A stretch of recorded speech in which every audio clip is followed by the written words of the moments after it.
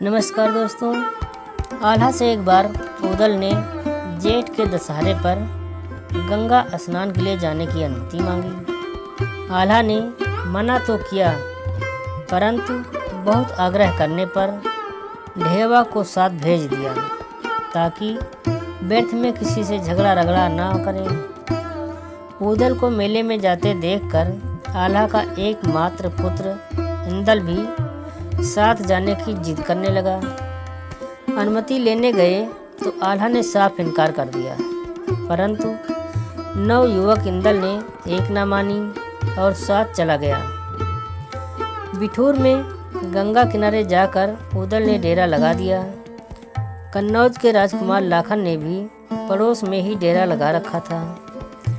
मेले में सभी गंगा किनारे अपने अपने तंबू गाड़ कर रहते थे। ऊदल के डेरे में जोर जोर से ढोल नगाड़े बज रहे थे। लाखन ने एक नौकर भेजा कि ढोल बंद करवा दो, यहाँ बातचीत तक सुनाई नहीं दे रही है।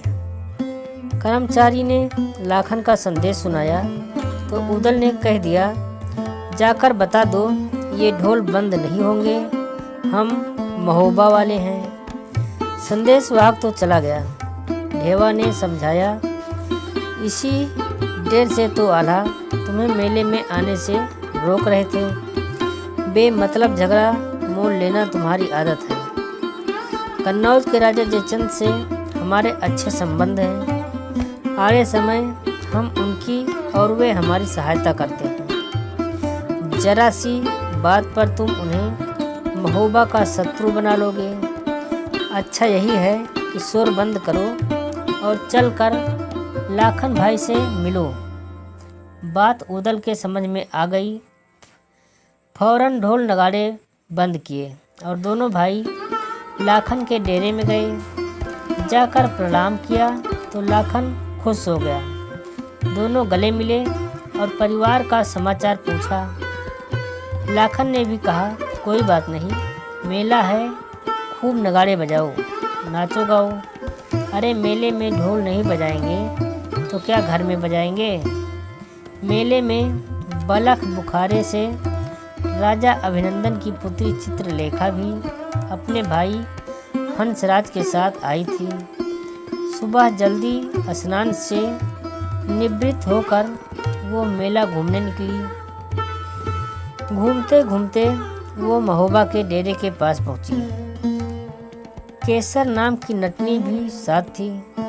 महोबे के डेरे को देखकर वो इंदल की तलाश करने लगी। धांधू की शादी में उसने इंदल को देखा था। उसने तभी सोचा था इंदल से ब्याह करूंगी, इसीलिए वो इंदल की तलाश कर रही थी।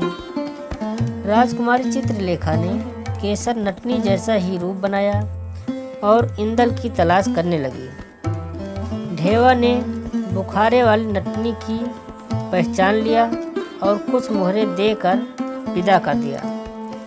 चित्रलेखा इंदल को देख रही थी। जब ऊदल, ढेवा और इंदल गंगा में स्नान करने को चले तो चित्रलेखा भी गंगा तट पर जा पहुंची। ऊदल ने केवट से नाव मंगाई और नाव को गंगा के बीच धार में ले गए। इधर चित्रलेखा भी केसर नटनी के साथ नाव में बैठकर बीच धार में जा पहुंची। जादू की एक पुड़िया चित्रलेखा ने ऊदल पर फेंकी। वो अचेत होकर गिर पड़ा। नटनी ने ढेवा पर जादू की पुड़िया फेंकी। वो भी अचेत हो गया। चित्रलेखा ने अब जादू की पुड़िया फेंककर इंदल को तोता बना लिया और पिंजरे में डालकर अपनी नाव किनारे की ओर बढ़ा दी। इंदल का हरण करके वो अपने डेरे में लौट आई। जब ऊदल और ढेवा की चेतना जागी तो इंदल को ना पाकर चिंतित हुए। दोनों ने सारा मेला खोजा पर इंदल नहीं मिला। गंगा में भी जाल लगवाया, कोई सुराग नहीं लगा। अब इंदल के बिना महोबा लौटना भारी हो गया। माहिल भी इनके साथ आया था। उसने तो आग लगाने का कोई मौका कभी छोड़ा ही नहीं था। वो बोला, मैं पहले चल कर आल्हा को समझा देता हूँ। जब तुम देखो कि शांति है तब आकर बता देना कि हो सकता है कोई जादूगर ले गया हो। हमें 5 महीने की मोहलत दे दो तो हम अवश्य इंदल को खोज कर ले आएंगे। ये दोनों आल्हा से मिलने में डर ही रहे थे, अतः माहिल को आगे जाने दिया। माहिल तो सदा बनाफरों की काट काटता ही रहता था। उसने बताया, ऊदल ने तुम्हारे पुत्र इंदल को मार दिया। जैसे ही उसने डुबकी लगाई, ऊदल ने तलवार से वार करके उसका सिर धड़ से अलग कर दिया और सिर व धड़ गंगा में ही बहा दिए। आल्हा को पहले तो विश्वास नहीं हुआ, परंतु माहिल ने गंगा जी की सौगंध ली तो विश्वास आ गया। जवान पुत्र की हत्या पर किसे क्रोध नहीं आता। आल्हा भी आग बबूला हो गया।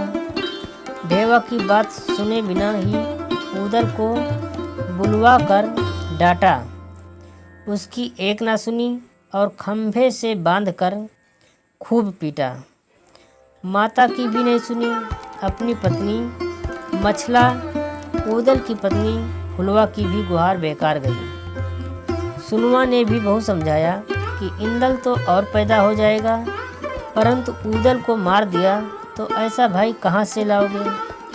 परंतु आल्हा का क्रोध 7वें आसमान पर था। उसने जल्लाद बुलवाए और आदेश दिया कि ऊदल की हत्या करके इसकी आंखें साबूत के तौर पर मुझे लाकर दो।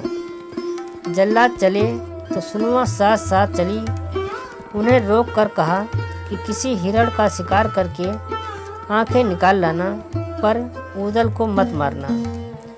इनाम के रूप में सुनवा ने अपने गले का कीमती हार जल्लादों को दे दिया। फुलवा ने भी ऐसा ही किया। जल्लादों ने जंगल में ले जाकर ऐसा ही किया। ऊदल से कहा, जहाँ भी जाना पर महोबे की ओर मत आना, अन्यथा तुम्हारा जीवन बचाते हमारा जीवन चला जाएगा। ऊदल अब अकेला सोचने लगा कि जाऊं तो कहाँ पर। सिरसा पहुंचा। दरबान से कहा, मलखान से कहो कि ऊदल आया है। कुछ देर बाद दरबान ने लौट कर बताया कि ऊदल से मलखान नहीं मिलना चाहते हैं और फाटक बंद कर लिया। ऊदल हैरान था कि मुसीबत में कैसे अपने सगे भी आंखें फेर लेते हैं। उसी शाम ढेवा इधर आ निकले। ढेवा ने ऊदल से पूछा, अब कहाँ जाने का विचार है। तब ऊदल ने कहा, मलखे से ज़्यादा और कौन घनिष्ठ होगा। जब मलखे ने मेरे लिए फाटक बंद करवा दिए तो समझ गया कि इस दुनिया में कोई भी अपना नहीं है। विपत्ति में ही अपने पराये की सही पहचान हो पाती है। तब ढेवा ने कहा, चिंता मत करो, मैं तुम्हारा साथ कभी नहीं छोड़ूंगा। एक बार ससुराल में मकरंदी को और आजमा लें। एक उदय ठाकुर भी साथ था। तीनों नरवरगढ़ को चल दिए।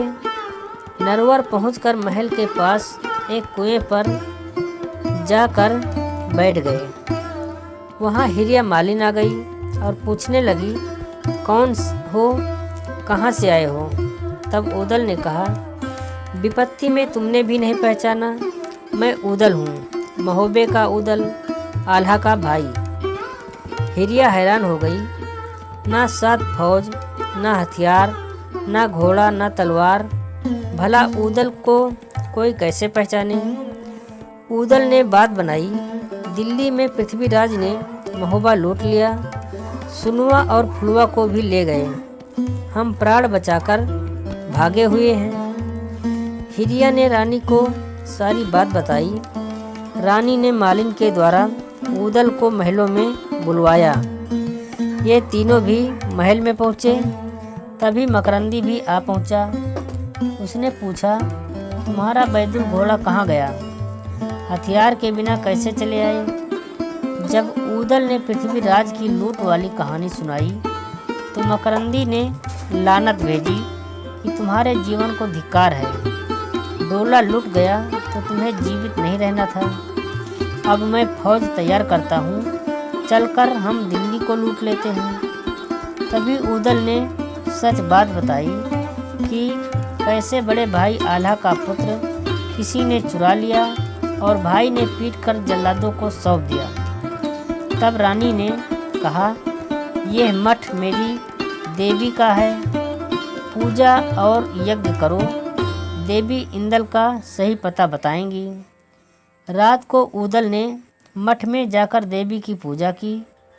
आधी रात को देवी की आभा ने बताया कि इंदल को बलख की राजकुमारी चित्रलेखा चुरा कर ले गई। उसने जादू से तोता बना रखा है, रात को उसे मनुष्य बना लेती है। सभी अगले दिन ही बलख बुखारे जाने को तैयार हो गए। अगले दिन जोगियों का वेश बनाकर चारों चल पड़े। मकरंदी ने भी जोगी वेश धारण कर लिया, नीचे हथियार भी छुपा लिए, ऊपर गुदड़ी पहन ली, टोपी में हीरे मोती छिपा लिए, भस्म रमाई और राम नंदी तिलक लगाकर चल पड़े। बलख के राजमहल के सामने जाकर खेल शुरू किया। मकरंदी ने डमरू पकड़ा, ढेवा ने खंजरी और उदय ने मंजीरा बजाया। स्वयं ऊदल बांसुरी बजा रहे थे। महिलाओं ने जोगियों की सूरत देखी तो उन पर मुग्ध हो गई। वहाँ पर सब महिलाएं जादू करना जानती थी। उन पर कईयों ने जादू चलाने का प्रयास किया, किंतु उन पर प्रभाव नहीं हुआ। तो पूछने लगी, कहाँ से पधारे हो? ऊदल ने बताया कि हम बंगाल के रहने वाले हैं, अब हिंगलाज माता के दर्शन के लिए जा रहे हैं। रानी ने उन्हें रुकने के लिए आग्रह किया। ऊदल ने कहा कि रमता जोगी और बहता पानी किसी के लिए नहीं रुकता। तब रानी ने कहा कि जरा ठहरो, मैं अपनी बेटी को बुला लेती हूँ। बेटी आई तो पान का बीड़ा साथ लाई। रानी ने जोगियों को गाना बजाना दिखाने को कहा। सबने अपने साज उठा लिए। ऊदल ने पहले बांसुरी बजाई, फिर नाचना शुरू किया। नाचते हुए चित्रलेखा ने उसे पान दे दिया। पान लेते ही ऊदल अचेत हो गया। रानी को संदेह हुआ कि जोगी सच्चे संयमी नहीं हैं। तब ढेवा ने रानी को बताया कि 3 पहर से जोगी ने कुछ खाया नहीं, पैदल घूमते और नाचते हुए थक कर चक्कर आ गया। शायद पान में तंबाकू होगा, उसका नशा भी हो सकता है।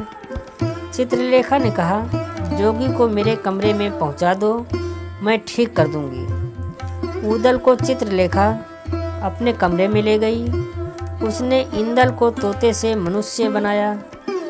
चाचा भतीजे गले मिले। ऊदल ने अपना हाल बताया और साथ चलने को कहा। चित्रलेखा ने कहा, पहले अभी पंडित बुलवाकर भावा डलवाओ, तब जाने दूंगी। ऊदल ने कहा, चोरी से विवाह करना हमारी शान के खिलाफ है। हम वादा करते हैं कि बारात लेकर आएंगे और बहादुरी से ब्याह करके ले जाएंगे। राजकुमारी ने इंदल से गंगा जली उठवा ली, फिर तोता बनाकर ऊदल के हाथ में पिंजरा दे दिया। एक जादू की पुड़िया दे दी और कहा, कहीं दूर जाकर इसे आदमी बना लेना।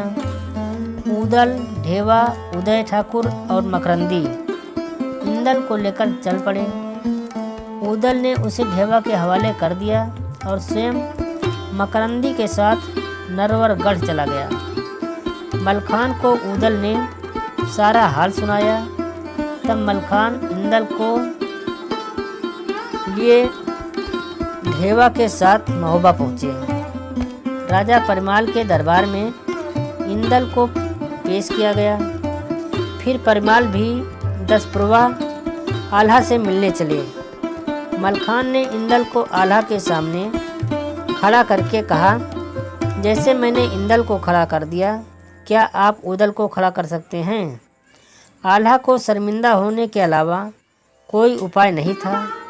वो स्वयं अपने प्राण देने को तैयार हो गया। तब मलखे ने कहा, अब इंदल के ब्याह की तैयारी करो। इसे अभिनंदन की पुत्री चित्रलेखा तोता बनाकर ले गई थी। ब्याह का वादा करवाने के बाद ही इसको आने दिया है। अब चुनौती सामने है।